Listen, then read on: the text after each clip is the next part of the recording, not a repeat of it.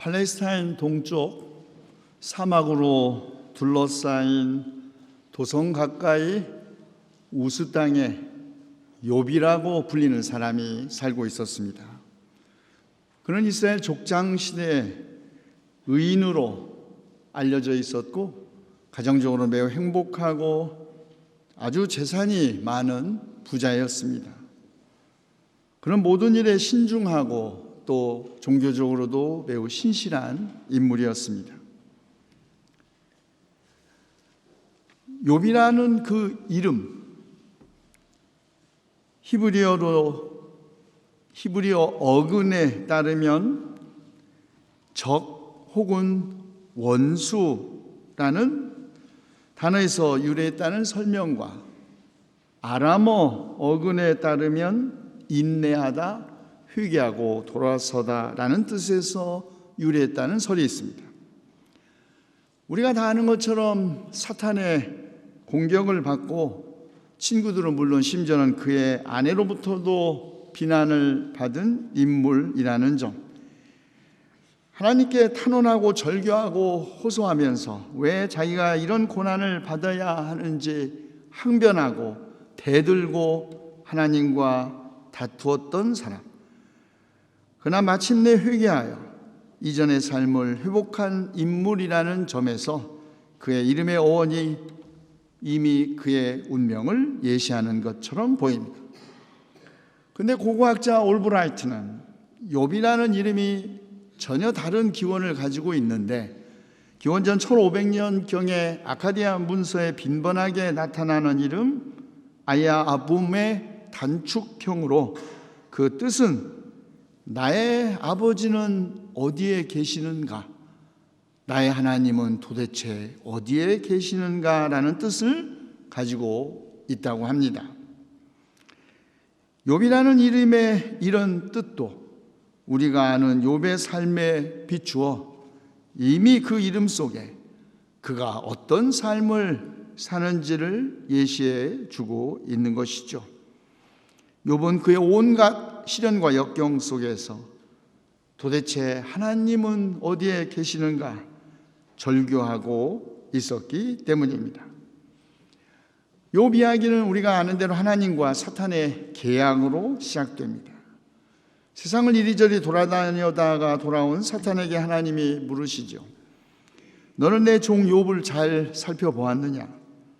이 세상에는 이 사람만큼 흠이 없고 정직한 사람, 그렇게 하나님을 경외하며 악을 멀리하는 사람은 없다. 그러자 사탄이 말하죠. 하나님, 욥이 아무것도 바라는 것이 없이 그저 하나님을 경외했겠습니까?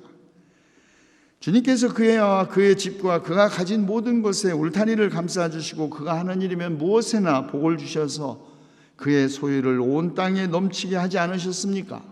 이제라도 만약에 주님께서 손을 드셔서 그가 가진 모든 것을 치시면 그는 주님 앞에서 주님을 저주할 것입니다. 하나님께서 그런 복을 주셨기 때문에 그가 하나님을 경외하지, 만약에 그렇지 않다면 그는 하나님을 저주하면서 하나님을 떠날 것이라는 비아냥이죠. 그러자 하나님께서 사탄에게 말씀하십니다. 그가 가진 모든 것을 다 내게 맡겨보겠다. 다만 그의 몸에는 손을 대지 말아라. 많은 사람들이 오해하는데 욥이 당한 고난과 시련과 역경은 하나님이 주신 것이 아닙니다. 그러므로 시련과 역경을 당할 때 하나님, 내가 왜 이런 시련과 역경을 당해야 하느냐고 하나님과 따질 일이 아니라는 말입니다. 시험은 사탄에게서 시작되었습니다. 스바 사람, 갈대아 사람들이 갑자기 쳐들어와 가축들을 빼앗아가고 종들을 모두 죽였습니다. 겨우 남은 가축들도 벼락에 맞아 죽었습니다. 갑자기 불어닥친 강풍에 집이 무너져 한꺼번에 아들 7과 딸 3을 잃었습니다. 불행은 결코 혼자 오지 않는 법, 욥은 한꺼번에 감당할 수 없을 만큼 큰 충격을 받습니다. 이런 역경과 뜻하지 않은 시련을 당하고서도 그러나 욥은 하나님을 원망하지 않습니다. 모태에서 빈손으로 태어났으니 죽을 때도 빈손으로 돌아가는 것, 주신 분도 주님이시오 가져가신 분도 주님이시니 우리는 다만 주님의 이름을 찬양할 뿐. 모든 재산과 자녀를 잃었지만 흔들리지 않는 욥, 마침내 사탄은 그의 몸을 칩니다.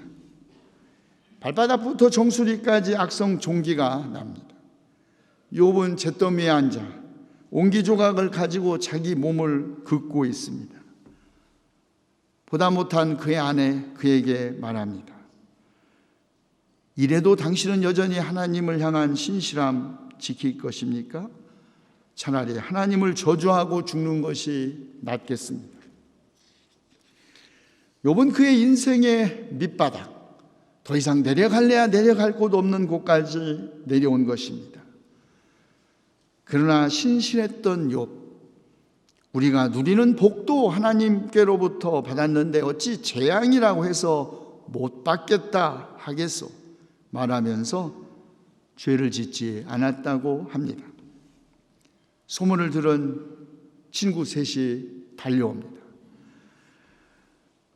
친구를 이리하고 저마다 집을 떠나 왔지만 막상 고통받는 친구를 보고 그들은 슬픔을 못 이겨 소리내 울면서 겉옷을 찢고 공중에 티끌을 날려 머리에 뒤집어 씁니다. 친구가 겪는 고통 너무 처참하여 그들은 밤낮 이랫 동안을 그저 아무 말 없이 욥과 함께 땅바닥에 앉아 있습니다. 마침내 욥이 입을 엽니다. 자기 생일을 저주하면서 울부짖습니다. 어머니의 태가 열리지 않아 내가 태어나지 않았어야 하는 건데, 그래서 이 고난 겪지 않아야 하는 건데, 어찌하여 내가 모태에서 죽지 않았단 말인가? 어찌하여 어머니 배에서 나오는 순간에 숨이 차라리 끊어지지 않았던가? 어찌하여 나를 무릎으로 받았으며 어찌하여 어머니가 나를 품에 안고 젖을 물렸던가? 그렇게 하지 않았더라도, 그렇게만 하지 않았더라도 지금쯤 내가 편히 누워 잠들어 쉬고 있을 텐데. 세상에 태어난 것에 대한 원망은 이제 부모를 넘어 하나님을 향합니다. 어찌하여 하나님은 고난당하는 자들을 태어나게 하셔서 빛을 보게 하시고 이렇게 쓰디쓴 인생을 살아가는 자들에게 생명을 주시는가? 어찌하여 하나님은 길 잃은 사람을 붙잡아 놓으시고 사방으로 그 길을 막으시는가? 마침내 사탄이 승리한 것 같습니다. 욥은 드디어 하나님을 원망하기 시작합니다.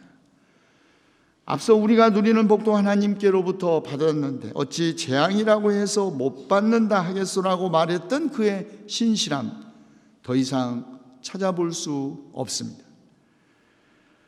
욥의 울부짖음과 하나님 원망 듣기 거북했던 세 친구가 입을 엽니다. 그들은 욥에게 그에게 닥친 재앙이 이유 없이 온 것이 아니니 잘 살펴보라고 충고합니다. 재앙과 고난은 분명 그의 죄 때문에 온 것이란 말이죠. 죄 없는 사람이 망한 일이 없고 정직한 사람이 멸망한 일이 없었고 하나님은 심판을 잘못하시지 않으시며 죄를 지은 사람들을 벌하시는 분이시니 분명 욥의 죽은 자식들도 우리는 모르지만 오직 그들만이 하나님만이 알고 있는 죄를 지었고 그 죄의 결과가 죽음이라는 것입니다. 위로는커녕 고난의 원인을 죄에서 찾으면서 자신을 규탄하고 조롱하는 친구들은 마치 넘어지려는 사람을 등에서 떠미는 사람과 같다고 합니다. 그들은 고통받는 친구의 호소에 귀를 기울이기보다 그들이 물려받았던 오래된 지혜의 전통과 그들이 살면서 축적했던 경험에 근거하여 설교를 하고 있는 것이죠.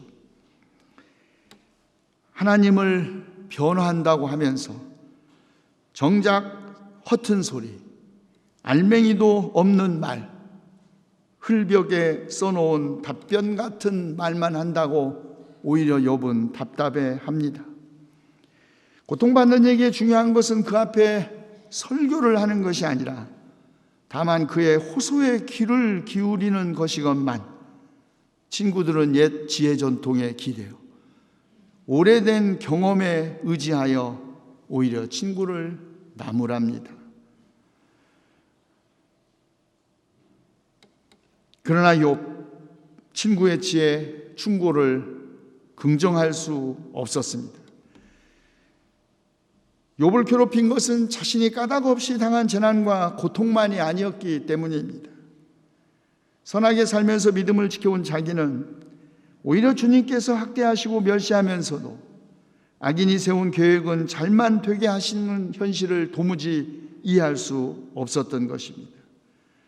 어찌하여 악한 자들이 더 잘 사느냐? 어찌하여 그들이 늙도록 오래 살면서 번영을 누리는가? 어찌하여 악한 자들이 자식을 낳고 자손을 보며 그 자손이 성장하는 것까지 다 본다는 말인가? 그들의 가정에는 아무런 재난도 없고 늘 평화가 깃들며 하나님마저도 채찍으로 치시지 않는다.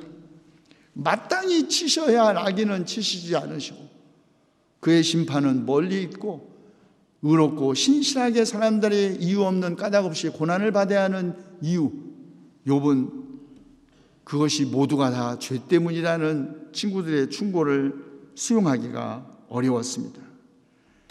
왜 착한 사람에게 이런 나쁜 일이 생기는지도 답하기 어렵지만 왜 악한 사람들이 더 잘 나가는가라는 질문에 답변하기도 어려웠던 것입니다.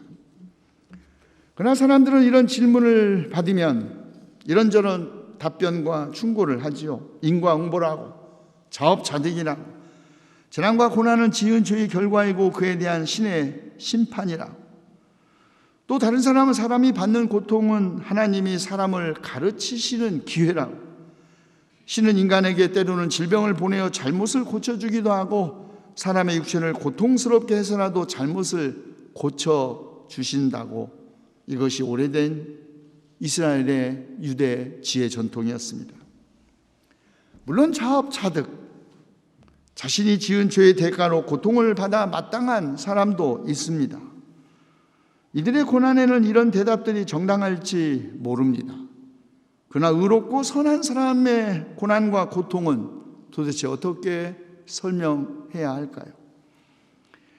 또 착한 사람의 고난에는 무언가 이루고자 하는 하나님의 숨은 뜻이 있기에 고난당하는 사람은 다만 순종으로 받아들여야 한다고 합니다.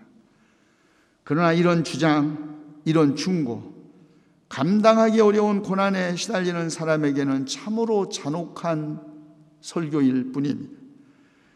그리고 만일 고난이 사려 깊은 인격을 만들기 위한 하나의 시험이라면 하나님은 계산착오를 하신 것이 분명합니다. 하나님은 우리 가운데 얼마나 많은 사람들이 그 시험에서 실패하고 마는지 살피셔야 합니다. 이런저런 충고와 지혜가 답이 못 되면 사람들은 무고한 사람의 고통에 대해 내세의 보상이 있을 것이라고 위로합니다. 그러나 내세에 대한 믿음, 사람들에게 자신의 믿음을 잃지 않으면서도 이 세상의 불공정함, 불공평함 견뎌내게 해주지만 한편으로 그것은 우리 주변에서 볼 수 있는 불의를 외면하거나 불의에 분노하지 않는 핑계로, 다른 한편으로는 우리가 하나님으로부터 부여받은 지성과 용기로 그 불의를 해결하려 들지 않는 구실로 이용될 수 있습니다. 그런데 욥은 오직 그리고 전적으로 하나님에게만 묻습니다. 욥은 자기에게 복을 내려주신 분도, 자기를 궁지로 몰아넣으신 분도 하나님이시고, 자기에게 영광을 주시고 면류관을 지어주신 분도, 자기를 그물로 덮어 씌우신 분도 하나님이시며, 자기가 가는 길에 빛을 비추신 분도, 자기가 가는 길을 어두움으로 가로막는 분도 하나님이시라고 항변합니다. 그래서 자기를 구원하실 분도, 오래된 지혜 전통도, 경험 많은 어르신들의 도덕적 충고도 아니고 오직 하나님 자신이기에, 그래서 그는 오직 하나님과 씨름하고, 그는 오직 하나님에게 절규하고, 그는 오직 하나님과만 대면하기를 원했던 것입니다. 새 친구와 젊은 지혜자 엘리후와의 대화가 끝나자 이제 하나님이 응답하십니다. 폭풍이 몰아치는 가운데 하나님은 이렇게 말씀하십니다. 이제 허리를 동이고 대장부답게 일어서서 묻는 말에 대답해 보아라. 내가 땅에 기초를 놓을 때 내가 거기에 있었느냐. 우주의 창조주이시고 이 지구의 질서를 만드신 하나님과 다투던 욥, 마침내 고백합니다. 주님이 어떤 분이시라는 것을 지금까지는 제가 귀로만 들었습니다. 그러나 이제는 제가 제 눈으로 주님을 뵙습니다. 피골이 상접하여 뼈만 앙상하게 드러나고 잇몸으로 겨우 연명하는 신세가 되어 아내조차 그가 살아 숨쉬는 것을 싫어하고 친형제들도 그를 역겨워하던 때 욥이 가졌던 마지막 희망, 그것은 내 살갗이 다 썩은 다음에라도, 내 육체가 다 썩은 다음에라도 나는 하나님을 배울 것이다. 내가 그를 직접 뵙겠다던 꿈, 마침내 이루어진 것입니다. 하나님을 본 사람은 누구나 죽는다. 이스라엘의 신앙입니다. 그런데 하나님을 보고도 죽지 않은 두 사람이 있었는데 하나가 야곱이고 하나가 욥이죠. 신앙생활, 하나님에 대한 온갖 소문들을 귀로 듣는 데서 시작합니다. 바울도 믿음은 말씀을 듣는 데서 시작한다고 그랬죠. 우리는 신앙생활을 하면서 이런저런 하나님에 관한 온갖 소문을 들으면서 삽니다. 하나님은 정의로우시다. 하나님은 사랑이시다. 하나님은 평화시다. 하나님은 의롭고 신실한 자에게 복을 주시고 악한 자를 심판하신다고. 온갖 소문들, 그것이 나의 진정한 경험과 나의 진정한 고백이 아닌 다음 그것은 온갖 다 소문일 뿐입니다. 신앙생활의 마지막은 그러므로 하나님에 대한 온갖 소문들과 씨름하고 다투어 마침내 우리가 하나님을 우리 눈으로 뵙는 데서 완성됩니다. 하나님에 대한 다른 사람들의 깨달음, 지혜는 아직 내 자신의 깨달음, 내 자신의 지혜가 아닙니다. 바울이 말한 것처럼 지금은 우리가 청동 거울로 영상을 보듯이 희미하게 보지만 주님께서 은혜를 베푸실 때 얼굴과 얼굴을 마주하여 볼 것입니다. 지금은 우리가 부분밖에 알지 못하지만 그때는 하나님께서 우리를 아신 것과 같이 우리가 온전히 알게 될 것입니다. 그렇습니다. 바울이 말한 것처럼 우리가 어릴 때는 말하는 것이 어린이와 같고 깨닫는 것이 어린이와 같고 생각하는 것도 어린아이와 같습니다. 그러나 어른이 되어서는 어린아이의 일을 버리는 것처럼 성숙한 신앙인은 하나님에 대한 다른 사람들이 말하는 소문들을 버리고 스스로 하나님을 깨닫는 사람입니다. 그때까지 욥처럼 우리는 하나님과의 정직한 다툼, 하나님과의 정직한 씨름을 계속해야 합니다. 욥을 그럼에도 불구하고 참으로 고통스럽게 만들었던 것, 그것은 그가 평생을 흠없고 정직하게 오직 하나님을 경외하며 악을 멀리하면서 살아온 자기가 도대체 왜 이런 고난과 고통을 겪어야 하는지 수많은 친구들의 오래된 지혜 전통도 그 누구도 그에게 대답해 주지 않았을 뿐만 아니라 하나님도 침묵하셨기 때문입니다. 욥은 절규하면서 부르짖었고 그 침묵하시는 하나님과 다투었던 것이죠. 그러면서 이 모든 책임은 다 그러기 때문에 오직 하나님 당신에게 있다고 항변했던 것입니다. 하나님은 침묵하셨습니다. 왜 침묵하셨을까요? 그런 분이시기 때문이었을까요? 아닙니다. 우리는 살아가면서 우리에게 일어나는 나쁜 일들이 모두 다 하나님께서 일으킨 것이라고 생각하지 않습니다. 오늘 우리가 당하는 병이나 사고나 자연재해를 두고 하나님에게 책임을 추궁하지 않습니다. 어떤 것은 지극히 운이 나빠서 일어나고, 어떤 것은 우리의 주변 사람, 나쁜 사람들이 의도적으로 우리를 해치기 때문에 일어나고, 어떤 것은 우리가 인간이고 죽을 수밖에 없는 존재이기 때문에 자연의 법칙이 지배하는 이 세상에서 불가피하게 일어나는 일일 수도 있습니다. 우리에게 일어나는 이 고통스러운 일들, 우리의 잘못에 대한 징벌도 하나님의 어떤 원대한 계획, 시험도 아닙니다. 삶의 비통함, 그것은 우리의 뜻도 아니고 하나님의 뜻도 아닙니다. 하나님의 자녀들이 까닭없이 고난을 받는 것 하나님은 원하시지 않습니다. 또 우리들의 삶의 모성과 삶의 비통함, 하나님의 뜻이 아니기에 우리가 비극을 당했다 하여 하나님에게 상처를 받거나 배신감을 가질 필요는 없습니다. 우리는 그때마다 하나님에게로 돌아가 이 삶의 모호함과 부조리가 어디에서 오는 것인지 깨닫게 하시고 우리가 당하는 이 고난을 극복하도록 도와달라고 기도해야 합니다. 왜냐하면 하나님도 분명히 우리와 함께 이 모순과 부조리로 가득 찬 세상을 노여워하시고 우리와 함께 기도하시면서 우리와 함께 고통을 받고 계시기 때문입니다. 하나님, 선하고 의로운 사람들이 고통받는 현실에 분노하고 계십니다.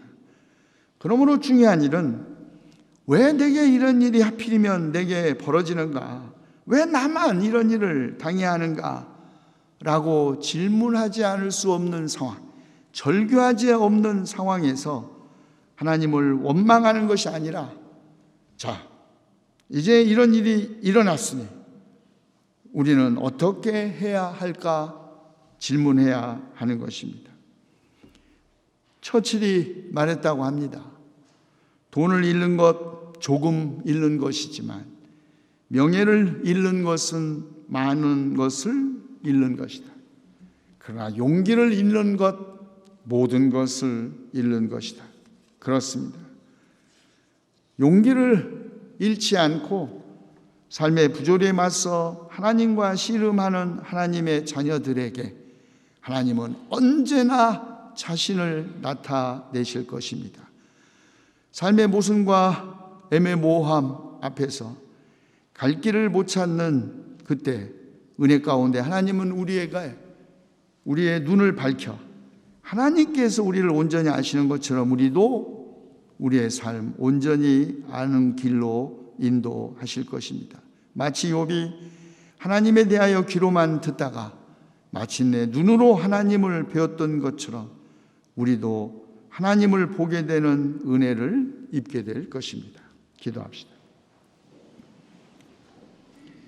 하늘이 무너지고 땅이 꺼진 것처럼 앞이 캄캄하고 뭔가 아무런 답이 보이지 않아 우리가 부르짖을 때 주님 우리의 기도에 귀를 기울이시고 우리의 상한 심령 치유하시며 우리가 걷는 길 빛으로 비추어 주시옵소서. 언젠가 우리가 주님을 얼굴과 얼굴을 마주하여 볼 때 주님께서 우리를 아신 것과 같이 우리도 주님을 온전히 알고 부조리로 가득 찬 우리의 삶도 온전히 깨닫게 해 주시옵소서. 우리 주 예수 그리스도의 이름으로 기도하옵나이다.